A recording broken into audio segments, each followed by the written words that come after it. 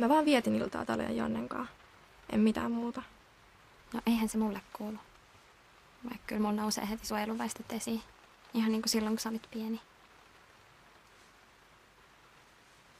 Miten teidän perhe voi? No olihan sehän kauheata. Sampotittiin monta viikkoa ja lopulta oli vaan pakko hyväksyä, että sinä tuu kotiin.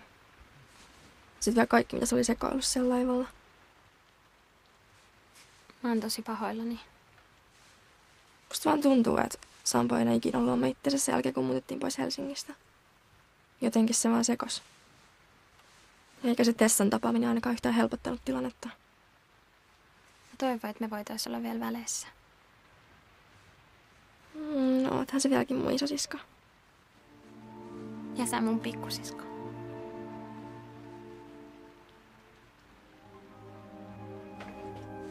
Onko se vaan mä? Vai näyttääkö maailma tänään jotenkin paljon kauniimmalta?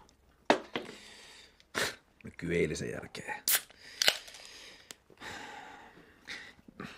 Tiedätkö, mulla on jotenkin pyhä olo. Siis ihan niin kuin sillä hindulehmällä.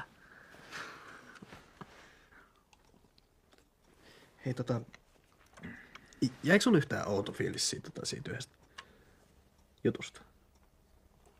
Tai siitä jutusta. No, tapahtui saarelle, ei lasketa. Mitä helvettiä toi yksi autistinen möykky kylät oli?